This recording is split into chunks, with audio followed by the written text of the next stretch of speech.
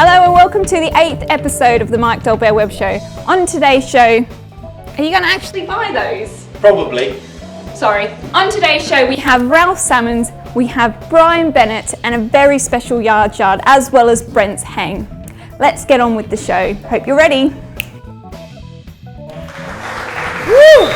Wow, what an introduction. Excuse me, we can finish reading the book now. What now? Yeah, we finished now, thank you very much. Well, welcome, as Jill said, to, I'll take that one back here, take that if I'm not careful. Welcome to show 8, and thank you, Jill, very nice introduction. And look, John Royalty, we've got the wonderful Brian Bennett on my sofa today, and my very good buddy, Ralph Salmons. Thanks, guys, for coming along. It's nice to have two Bennetts. I know. We're going to start a group. Yeah, we are. You're going to have to compete. He's got a few of his young children already to start in that group. So anyway, thank you very much for joining us. I know that we tried to get you on a few weeks ago with Ralph and Clem to obviously talk about this book which you're in, obviously, which you've just seen for the first time and reading upstairs. But I want to talk to you a little bit about, you were out touring back in the day, and you decided, I think, when you started a family, that was it. Touring days were over, and then you or your wife got a phone call from the Shadows, and took you back out on the road again. What made you go back out on the road again? The difference between 20 quid a week and 50 quid a week, really. I'd been touring with Marty Wilde, Gene Vincent, Eddie Cochran, all the Larry Parnes stable, and I'd made records. I'd started doing session work with Norrie Paramore and various bands. I'd worked for various studios, and we were setting up a family. So being on the road was great fun, but it was time to change, And there was a job going on in the West End called Stop the World, I Want to Get Off, with Tony Newley. And Andy White was in the pit, and he said, I'll be leaving, come and have a look at the parts, and I'll get you in, So there was a job coming. So being in the West End, and it was 25 quid a week, you see. So I thought, that's it, I've arrived. Hasn't gone up much then. That's great. No, absolutely right. And then Bruce Welch called up and called to my wife and said, there's a job with the Shadows going, and it's you could be ready tomorrow, And she called me, and I phoned him up, and I said, look, I've done all the road things. I've been on the road. I wasn't being big time or anything, but I'd been on the road for 5 or 6 years. So he said, well, I'm just going into the pit of Stop the World, I Want to Get Off. I'm doing sessions, I'm doing all right, doing my postal course, learning how to write music and stuff like that. He said, well, what are you getting? What are you getting? I said, 25 quid a week. And he said, well, double it. So I was on the next train up to Blackpool, 50 quid a week in 1961 was a fortune. Yeah. Oh, yeah. Yeah. And that gig's still going? It's still on and off, still going, yeah. How many years has that been? It's 50 years. 50 years. Over 50 years, yeah. Wow. 55 years, yeah. I mean, because you're also MD you have been MD in some of Cliff's solo gigs, I guess. Yeah. I took a Brian Bennett Orchestra, went to Japan, and we went to Russia, and I did a lot of his conducting and arranging for record dates, and we still do bits and pieces together now, Yeah, excellent. Yeah. Well done. I remember, and we've had this conversation many times, but my first ever pop concert my parents took me to was to see the Shadows in Brighton, and the reason that it's such a prominent occasion was halfway through the gig, the bass player, I think at the time, had to stop the show because he needed to go to the toilet. And I've told you this story before, and you've gone, I remember that night very clearly. I do. I don't think he was very well, but anyway. Must have been the fish. It must have been the fish, it was. Ralph, okay, well, we've worked a lot together, and you're one of my dearest friends. My dear fellow. Likewise. And when I first came to London, when I first moved into London, I came in I was probably 22, 23, and trying to get in on the session scene because I thought this was where it happens. And I landed a gig at the Talk of London, and everybody kept telling me the same name. Your name kept coming along, and I've got to be honest with you, I was sick and tired of hearing it because no one could get a look in London because Ralph was doing all the work. That's because I was cheap. Well, I don't know. But how did you get started? How do you think you got established back in those days? I was really lucky when I was 16. I happened to just go down to my local pub and see if they wanted to have a band play. I think I wasn't even 16, I was 15. I had a little group of friends that were playing together. We came out of a kids' rehearsal band, and we went to this pub, and the guy said, yeah, you can come and play here on a Sunday night if you want, and you can just, you know, see what happens. And we started playing there, and then just at that time, by pure coincidence, young alto saxophone player Andy McIntosh came back from Los Angeles, and he was living round the corner. And the next thing I heard is they said, oh, there's an amazing session band playing in this pub on a Wednesday night. And I went to see them, and I just couldn't believe it. They were all incredible players.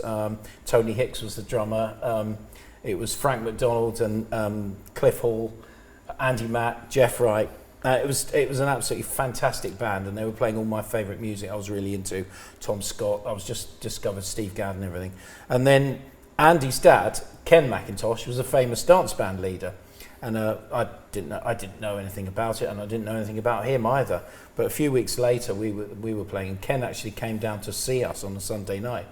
And then one of the guys said, "Oh, there's a guy here who wants to speak to you, Ken McIntosh," you know, and they sort of took me up and introduced me to him, and he said to me, like he said to everyone, you know, he said, "Can you keep time, kid?"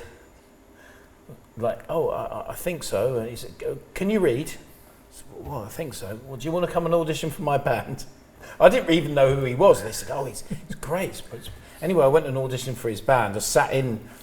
He didn't hold an audition. I just went to a gig, and he said, "Play a few tunes, kid." And I got the gig with him when I was 16. It was a proper working dance band, old school. It was fantastic. So that was really my first break of proper pro gigs outside of a few sort of working men's clubs or whatever that I'd done before, or little gigs with a big band. So that was my little break. So after that, I stayed in London, stayed at college. I played with Ken until I was about 20, 21. And I was in town, and then a few little things were just popping up. Talk of London being one of them. And I depped in the Talk of London for, I think it was, well, there were different drummers that did it. It would have been Steve, I think. Steve Foster was the main guy. And then Alan Cox, I think, used to dep it as well. And Barry Cook used to do it. A few different guys did it. And that was just a little thing, was a little show to play, wasn't there? Yeah. You were depping the same gig? No, it was my gig. I ended up the gig. I took over the gig. Did you? Yeah, after... So I took after the gig after Steve and that left, which I stayed in for 10 years. Yeah. But the band leader at the time, which was Ken Stewart, used to say to me, "You can, listen, kid, you can have as many nights off as you want, but your dep list is Ian Thomas or Ralph Salmons." So obviously I didn't get many nights off, because you were always busy doing the Andrew Lloyd Webber musical, whichever new one had just opened up. So thanks for that, I never got many nights off. Sorry, Mark. So yeah. So how, I mean, the Andrew Lloyd Webber situation, because you were doing all the West End shows, anything that was opening, you seemed to be the guy. Well, I didn't do that many shows at my own gig, but the first show that I did that was my own gig was quite a short-lived one. I was just trying to remember the name, but it's Stephen Schwartz musical called Children of Eden, and it was right at the beginning of when the Iraq War came, and he's a good composer, Stephen Schwartz, but they didn't really get it right. They spent millions on it. It was at Prince Edward Theatre. It only lasted a few months, but after that I went into one called Crazy for You. It was a sort of a Gershwin rehash, but the Gershwin family were involved, and it was absolutely fantastic. It was amazing. I was meeting George Gershwin's grandson and stuff like that. It was quite incredible, and a great band. It was an amazing experience. So I did that. That was my gig. And I did a few other, and then I went on to do a few others. So what I did was I did the shows, and then because we had a lot of freedom and we were allowed time off, and the deps were fantastic. My deps used to be Harold Fisher and Bobby Worth and Alan Cox were my three main deps, all three fantastic drummers. And so I could get off whenever I wanted. And so at that time I was already doing other things. So that was just before I started doing Ray Monk's TV shows, and then before I started playing with, well, I met Georgie Fame, and then started playing with Van. And in the background I was always doing shows to fill in. So it was great. So I did plenty of that, and all through that time I did a lot of work with Lloyd Webber. Yeah, cool. Well, thanks very much for letting me have so many nights off anyway. I do appreciate that now. Just to interject, yes. The first time I heard this young man play was... he's not so young now, you do know that. Yeah, this is a long time ago. Georgie Fame did a gig. It was the big band birthday band, and he made an album somewhere in Camden Town. And Steve Gray, who was a great dear friend of mine, he's no longer with us, did some absolutely fantastic arrangements. And I listened to this thing, I went, wow, who the hell is that? You know, and it was him. Thank you, Fabulous, Brian. fabulous. That's Well, an honour. I've got to embarrass him even more. Go on then. Because a great man that we all have a lot of respect for, Vic Firth, always said to me that after Steve Gadd, Ralph's his favourite. So I thought, well, if he's got it right, but he still didn't give me nights off, so let's leave that. Anyway, Brian, I want to ask you about Cavatina from Deer Hunter. Cavatina, yeah, okay. I remember coming around to your studio once, many times I've been around there, and there was an award up on the top left-hand corner in your room, and I remember asking you, why is that right up there in the corner? And you've got a great story about. Well, it was in a prominent place because the story is every year we used to do if the Shadows were doing an album, we'd have a meeting and we'd put ideas on the table and on the record player of what we thought would be a good tune for us to do, And I found this one of a friend of mine who I'd done sessions for, called Stanley Myers, wrote a thing called Cavatina. Beautiful, one of the most beautiful melodies ever. And I took it in, and they listened to it, and they went, nah, too complicated. So I went, really? Too complicated? It's beautiful. It's class. So I took it away. Next year, same meeting. Record company all sitting around here. Got anything up? I go, listen to that. Cavatina. Nah, crap. We've heard that. So it's complicated. Middle eight. Don't like it. That went on for 3 years. The 4th year, we had another meeting for a 4th album, and Bruce Welch had gone and seen a film called The Deer Hunter, and he came in with this piece of me. He says, "Hey, this is it. I've got it. It's the theme from The Deer Hunter," and he played it, and I said, "That's Cavatina." He says, "No, mate, no, it's not Cavatina. It's the theme from The Deer Hunter." I said, "Okay, it's by Stanley Myers. It was so beautiful that it was used in The Deer Hunter because it's so beautiful." Yeah.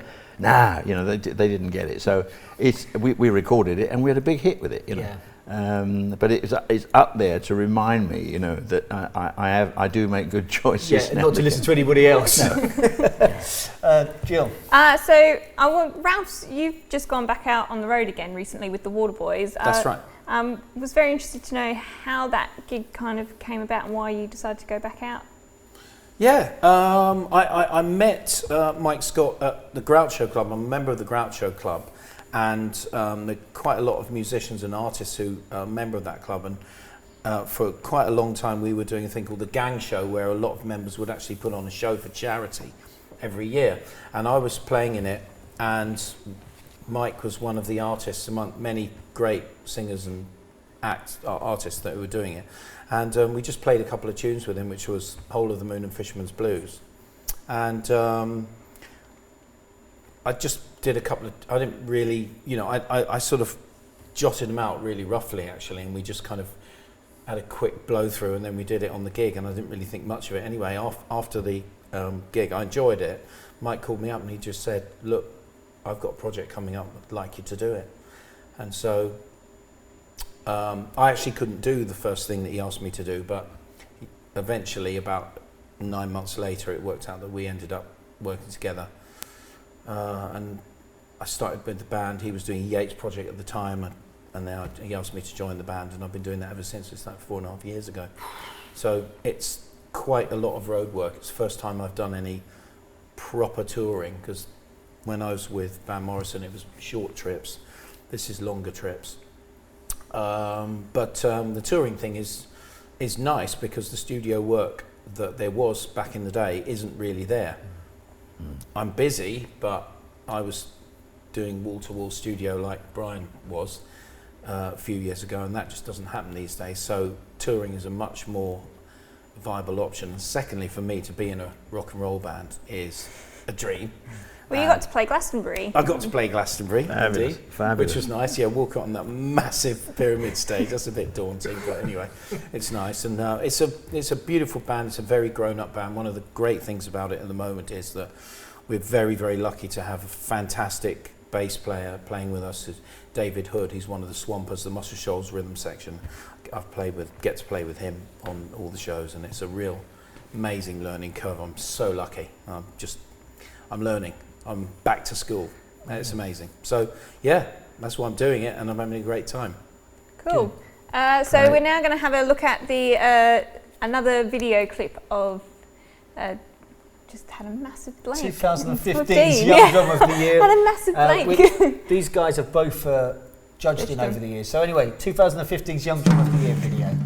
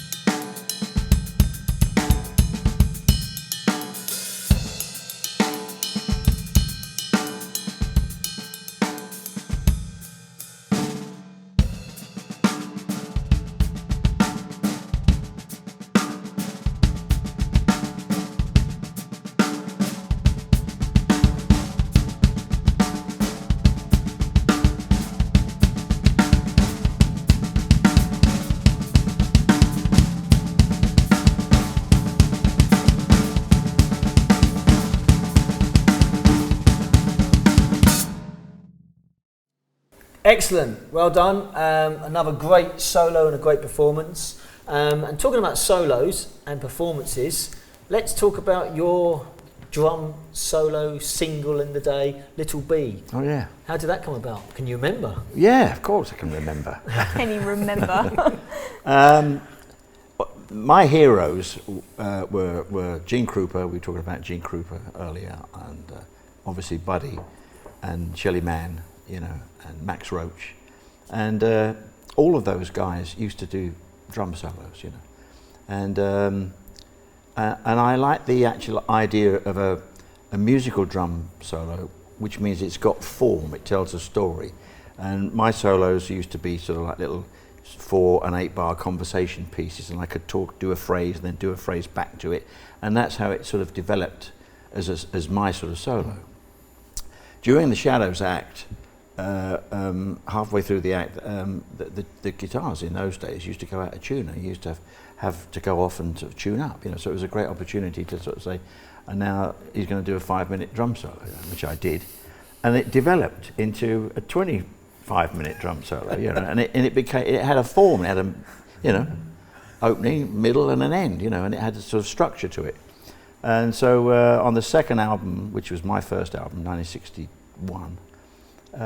We recorded it at Abbey Road, you know, and it was just done in take 1 because it's not the sort of thing you drop in anyway, you know. And over the years, I've developed it into a solo thing, and I actually quite enjoy it, you know, quite enjoy solo work. Yeah. Brilliant. Okay. Right, we're going to go and have a look at Yard's Yard now. He's still at the Royal Albert Hall. Yard, what do you have for us today? Hey, hi Mike, hi Jill. I'm filling in for Yard tonight. He's supposed to be breaking down the gear. I think he's taking a nap. I catch him napping a lot.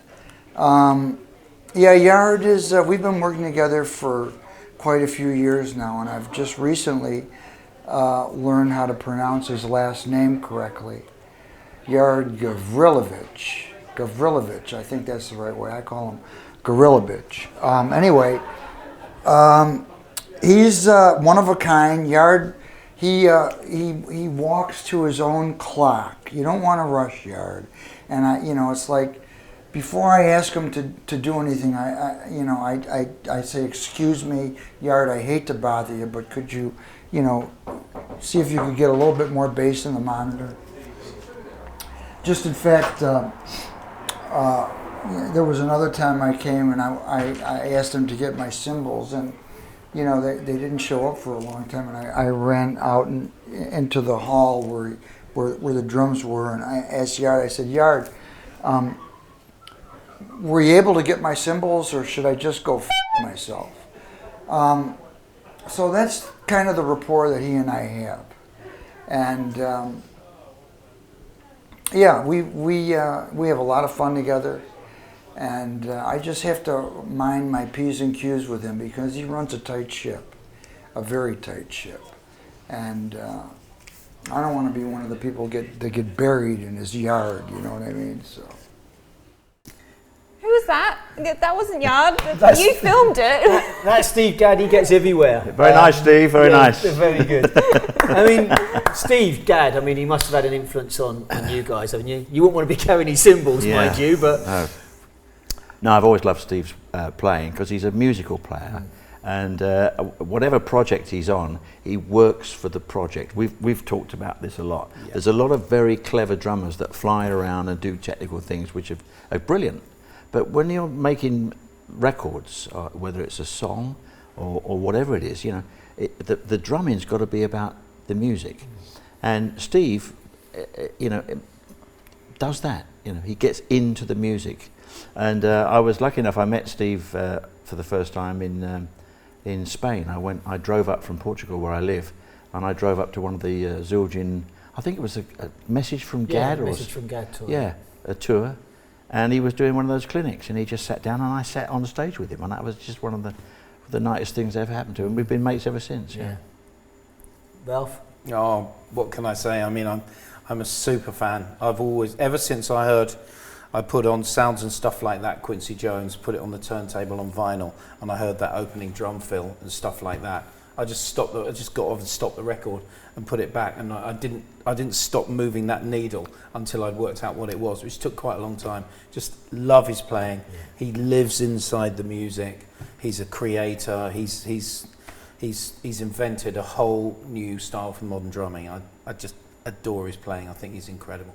Absolutely love him. Yeah, and he's got a fantastic sense of humour. I also love that thing on YouTube he did when he's delivering the pizza. Yeah. Fantastic. Nice one, Steve. We love you. Yeah. Thank you, Steve. But we'll have Yard back for the next show. Yeah. Okay.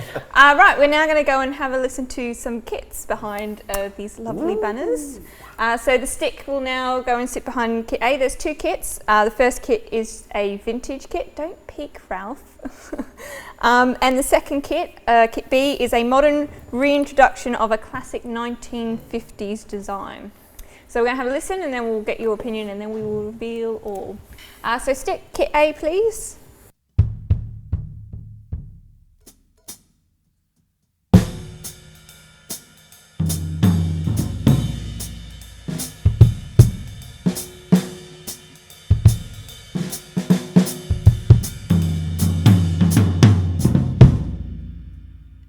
So that was kit A. Let the stick move to kit B.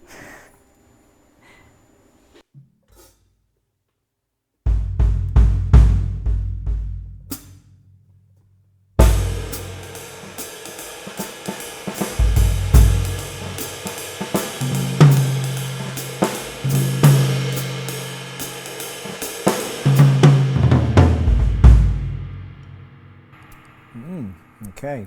So I must just say that the vintage kit that you talked about, the A, which it is a vintage kit, but it just shows how old we are, because it's actually only a 1970s kit. So we're just old. That's vintage now. It's all right. It's okay. Okay, so which one did you like, not like? Sounds, difference? Well, I liked them both. I thought they were both warm, very warm sounding. Possibly the tuning on the vintage kit might have been a little bit lower. Yeah. So it sounded quite a tiny bit beefier, but I think Kit A. Kit A, yeah. But I mean, they were both very, very much in similar tone range, and I liked them a lot. Yeah, it'd be good for a big band, good for old school stuff, and I love a vintage sound anyway. I'd go for that myself. So liked them both. Yeah, I liked them both, but I preferred two. B. B. B. Yeah, B. Whether or not Kit B was played in time more than bit A. I don't know, but the first kit was a bit puddingy. You know, it was a bit loose. It felt as if it was a loose. It wasn't tuned properly, and I don't know whether it was the tone of the wood. It just sounded a bit sort of like not one thing or the other. Right. It wasn't, but the second one it was more positive. It's very difficult to tell when someone plays it positive. You know. Yeah.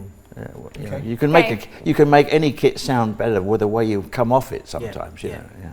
Right, well, we're now going to reveal which was which. Okay, you can have a look. So kit A is the 1970s Gretsch stop sign kit. It has 13 and 16 inch toms with a 22 inch bass drum and is finished in a champagne sparkle.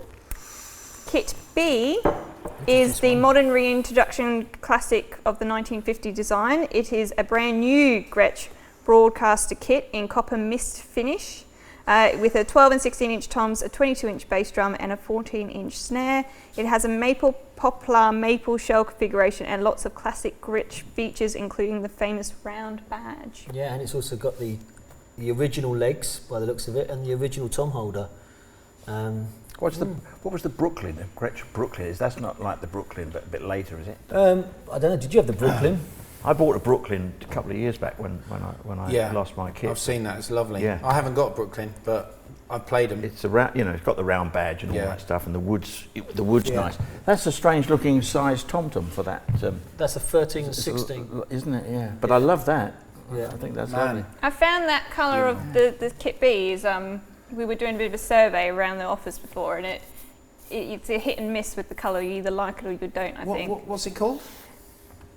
It's I've just closed my picture. Sorry, The copper, Jill. isn't it? It's a copper mist finish. Very nice. Well, I'll take it at the end of the night. Yeah, It's The fine. thing is, you're a Gretsch man. I am a Gretsch man. Yeah, that's why we Yeah. thought we'd throw them in I today. love them. Yeah. I just love them. And occasionally when I get kit rentals, we go around different places, different countries around the world, and I don't get my requested drums. I mean, I don't sort of have to complain, because the first thing the sound guy says is, drums are not Gretsch, are they? Like, Yeah. no. Yeah. I love them, but those are absolutely beautiful. Yeah. Okay, And I want some. well, enough Got that, guys? talking about Gretsch. So, show and tell. Show and tell. So, what have you brought today? What have you got to show us today? So, who's going first? Okay. Uh-oh. There's Drum a reach roll. for this one. Drum roll. Oh, the bags come out. Bags out. It's a and everything. checkbook. Yeah. Just make I got to rough show you sounds, this. just I got to make- show. I found this. Some of the stuff that I had a fire, as you know, Yeah. and I lost a lot of stuff. But this is a book when I was a kid. My wife put that on. She used to cover all my books, and that is Shelley Man. I got that in 1959, Oh. and it's signed by Shelley Man. Signed by Shelley Man. Isn't that great? Gorgeous. Isn't that good? That's lovely. Ralph Pace, and that was one of the books that my teacher at the time, a guy called Bruce Gaylor, Okay, got me some. He has a lovely technique, Yeah. and got me reading, and they're all my little exercises. with all my Beautiful. bits of stuff. So that's sort of a little bit of stuff, you Okay. know. I brought another book in, Okay. which is a book that I would recommend to anyone learning, any instrument, which is Elementary Training. I don't know whether you've seen this, but it's just like it's from the simplest rhythms to the most complicated things. It's by Paul Hindemith, and it's absolutely brilliant. I haven't seen that. book, Absolutely brilliant book. Have a look at You that. look like yeah. a professor here with your. I'm a professor. Yeah, But you asked me to bring something in that was sort of like a gong or something. Did you? I think Yeah. it's important that you brought. Well, I bought this in. You see. Okay. Which is this is an Ivan Novello award. Oh, And, look at that. That's a real one. Beautiful. Yeah, it's lovely, isn't it? Can I touch it? You can, you can. Oh, it's so heavy. It's heavy. It really is heavy. Yeah. But that was for a song. I got 3. Yeah. And that was for a song I wrote called Summer Holiday. Yeah. And it was, it's about the song, and it's sort of a lot of Wow.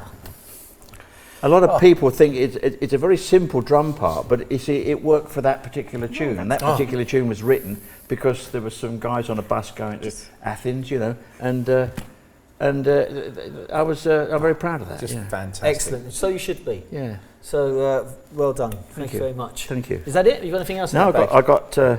I got one more thing here, Oh, okay. which you might like if I can find it, if it hasn't been nicked. Hang on, excuse me. Swiped it. I hope it's not important if it's been. No, it's probably. This is something I got. This is something I got for Services to Music, which Yeah. I'm extremely proud of. Yeah. And that is my my little OBE from Madge for. I've never seen For one of those in the service. flesh. No. I, Congratulations, every Brian. year I think I'm up for It's one, but I gorgeous. never get the call. And that was, you know, a lot of people sort of, you know, dismiss that sort of No. thing. Look at that, no. But to me, that is something that I'm extremely proud of. And Oh, it's beautiful, Brian. and I It's met just her, and lovely. she was charming. And Did she Yeah. say anything? Did you to sing you? Summer Holiday? you did. Yeah. Did she sing it? She sang it. I wouldn't be surprised. Yeah. Excellent. But it was a wonderful moment. So that's my odds and sods. Yeah. Well, you should be very proud of it. We're very proud that you've got them. So, We Thank are. so Ralph, beat that. I can't beat it. I can't beat it. I just brought a little thing in because I thought it was just you just saying try and do something that's like a part of what you're Yeah. and you know what you're at. And I bought my little Royal College of Music staff pass, and I just thought that would give me a chance to just talk a little bit Yeah. about my association with the RCM, which is now I think I've been pretty much I think it's 23 years now I've been teaching there, and I just wanted to talk about it because I think it's a fantastic, for me it's a beautiful opportunity, and I've learnt so much trying to pass on knowledge to great students. I'm really spoiled, my students are amazing, but it's just something that is dear to my heart. Love doing it, really enjoy teaching. It's an important thing for me. I think I'm sort of beginning to understand how to be able to pass it on, which takes a long time, doesn't it? I know you teach, and it's something that's, you know, important to me. Probably when I was much busier around town, I was doing tons of sessions and shows. I really struggled to keep up my hours, and I would, you know, I really found it difficult. But I'm glad I've managed to continue doing it, and they're very flexible with me. Give me lots of time off. If I need to take time off, I can just take as much time off as I need when I've got work. But it's a big part of my life, and it's important to me. And I thought just be nice to give them a plug. Yeah. Other great thing was that you were involved in the RCM Festival of Percussion, which I was at. I quite often can't do it, and I get a bollocking from David Hawkins for not doing it. But no, when I can do it, it's great. This year it was a lovely event, wasn't it? Yeah, Jojo Mayer did it this year with us. Jojo, So, yeah. LPO percussion section. Yeah. It was nice. It was great to see some fantastic classical players and some drummers. It was a nice day, wasn't it? Yeah, and the event sold out, which was It's lovely. even better. Yeah. What news have you got for us then? It's Newsday. Newsday. You ready? Yes. Okay, so first up, big announcement is Jimmy Chamberlain, who was the original drummers for Smashing Pumpkins, is actually going back out on I tour. think he's probably done some dates by now. Yeah, he's probably done some dates by now. I know you know him, and I'm assuming in his time off he became the CEO of Live One, which is a Chicago-based startup on revolutionising the way we consume live stream content. But I know he has a interesting hobby of his as well. Yeah, well, I don't know Jimmy super well, but I've met Jimmy a couple of times, and he's a really nice guy, a very interesting guy. He's into his astronomy. He's really into his astronomy, and he's very passionate about putting something back into the youth and helping out. He's had anyone that knows Jimmy Chamberlain knows that he's had some dark days, if you like. He served time, but he's recouping and trying to put something back. So yeah, he's one of the good guys, Jimmy is. So I'm glad it's all working out for him. Yeah, we definitely hope this next stint with Smashing Pumpkins goes very, very well for him. Yep. The other thing is we've got to pass our thoughts on to David Grohl, the singer for the Foo Fighters, who back in June in Sweden fell off the stage and broke his leg. Kudos to him. He actually went off, said, I think I've broken my leg, went off to hospital and came back and finished the set, but they obviously had to cancel all of their gigs. He's since Such then a diva. came back on stage a month or so later, still in a cast, but in a Game of Thrones style chair with fire coming out of it. And there was actually an interesting story where a kid was in the pit of people and had a sign saying, "It's my 18th birthday, can I come and play drums with you?" And he actually let the kid come up and he played one of the Foo Fighters songs on drums. I heard he was really good. Yeah, and I heard he was really, Love it. really good as well. But right now we're going to go to Brent's Hang. Our own Game of Thrones. Our own Game of Thrones, yes. So Brent, what do you have for us this time? Hey Mike and Jill, thanks again for having me on the show. I'm Brent Barnett, brand manager for Gibraltar Hardware. This week's clip is about backline, which is something a lot of people don't know about.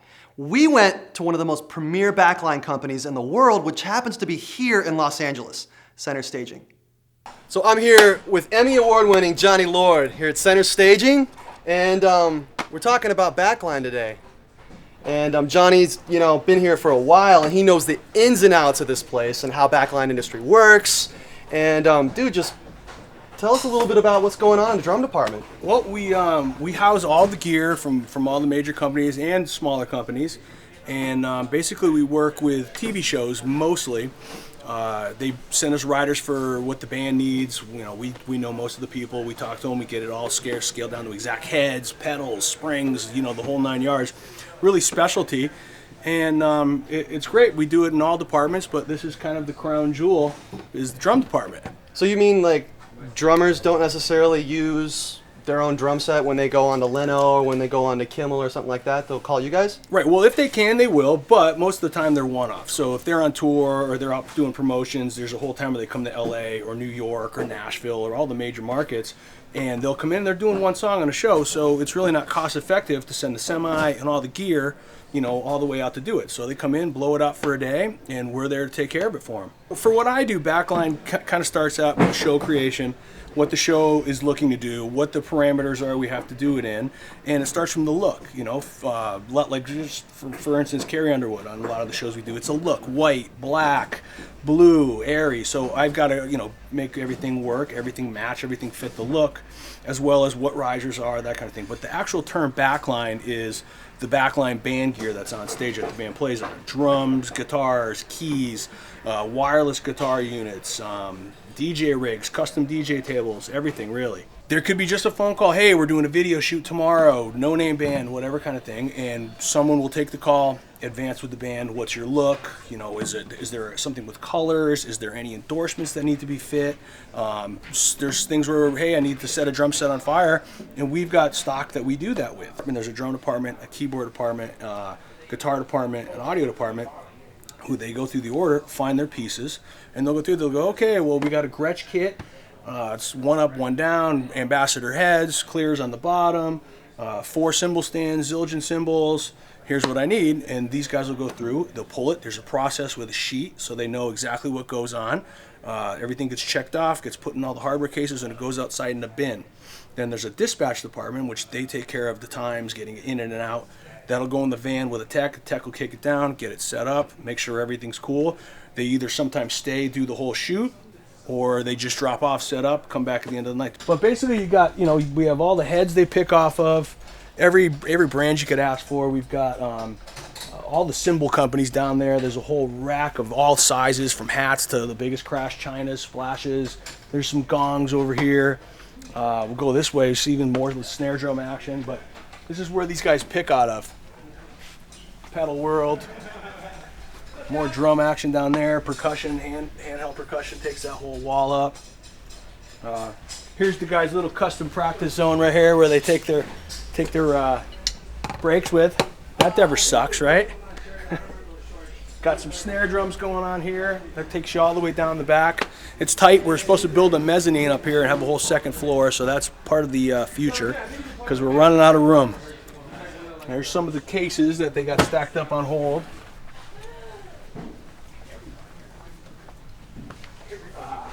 And I think one of the biggest things about our business is relationships and years of knowing people, just that counting on, The players count on us, the manufacturers we count on, and without all that together, really, it wouldn't be what we do. So that's key. Thanks, Brent. Yep. So there's another interesting fact when I was reading up about David Grohl, obviously when he broke his leg. And actually, he has never learnt to read music. He left school really at a young age. He left high school when he was about 14. But he's never learnt to read music ever, and he does everything by ear. And even though I'm a bit like that, I understand the importance of reading, and I wanted to get your views on the importance of actually learning to read. I know, Brian, you didn't at first, but you've since... No, I just I followed drums because it was a love affair immediately. Fell in love immediately with it, and then I wanted to play, and I played with dance bands, and then I realised if I wanted to take it any further, I had to read because I wanted to do pit work for a start. Because to get into session work, you know, you can't just walk into a top session and start playing. You've got to work your way up to it. So reading is essential for that sort of job. However, if you've got your own band and you've got great chops and you know what you want, you don't need to. And I remember the funny thing was someone said, it was in the early 60s when Buddy first came over, and a couple of the sort of like cocky session musicians said, you know, Buddy Richie's a genius. Ah, yeah, but he can't read music. And I went, what? What are you saying? And you know, people get it wrong, you know. But reading is a means of understanding something quickly. You know, it's just a tool, and it's essential if you want to be a professional. Yeah. Yeah, I totally echo that. I mean, for me, I'm always saying to students, look, just don't play what's written. Just use your, you know, if you play what's on the part, it's going to sound absolutely terrible. So you just sort of use your own taste. And a lot of people are always asking me about reading. Just say, like, just decide what you think is right for the music. You know what you're doing, and then come up with something that feels comfortable. And if there's something written you can't play, just play your own thing. No one's going to even know or care, are they? They're really not. No. Well, someone did say to me once on a session, Ralph, you're not playing what's written, are you? I said, no. He said, would you indulge me? Yeah. I said, yeah, no problem. If you really want that, it's fine. I was just doing something else, but yeah. At the session, a lot of the sessions I went to, a lot of MDs wanted you to play it like that, you know, and you try and interpret their wishes because you don't think that's what they really meant, you know. And one of the great arrangers and MDs at the time, when I was in sessions, was Johnny Pearson. Now, Johnny Pearson used to write every fill out, and you used to look at it, and the part looked like fly shit, we used to call it. Used to go into the session, and believe me, I used to sort of, every time there was a session, I'd go in and just, whilst no one was looking, just look at the part to see if I was going to get totally roasted and have to get sent home, you know. And you'd get a Johnny Pearson, and you go, oh shit, this is where I get sent home. But he would write it so logically, you wouldn't get tied up in knots. It was actually, he was a proper arranger. And a lot of arrangers, they don't know how to write drum parts. They don't know how the mechanics work. No. Well, that was when I started playing with Ray Monk. It was exactly the same. Everything that Ray wrote, you could actually play. Yeah. And the other guy that does that now, of course, is Dave Arch. He's the same. Yeah. He just writes beautifully, you can read it. But most of the time, he's just reading.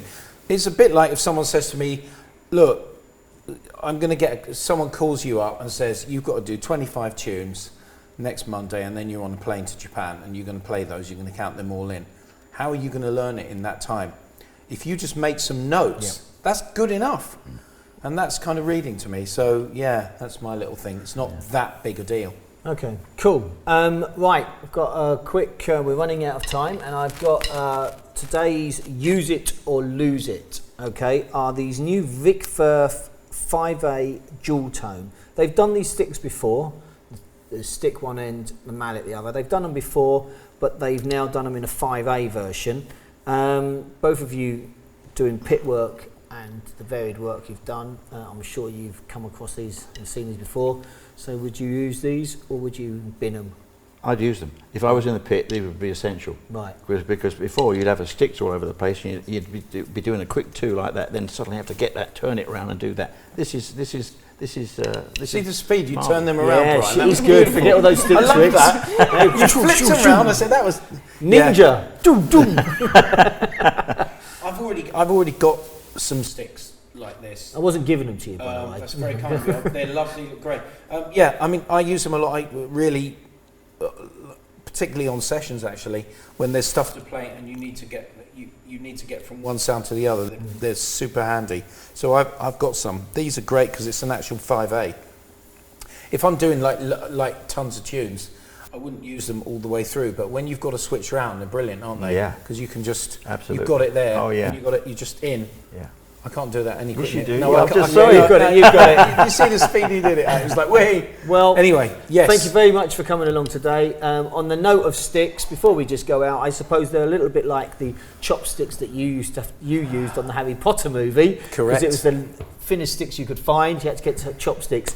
But thank you very much. I do appreciate you bringing along your worldly goods, and it's been great spending time with you. Thanks thank for you, having Jill. us. Nice. Thank you, And Jill. let's see you on show 9. So thank you very much, guys. Thank you. you. Very nice. Thanks.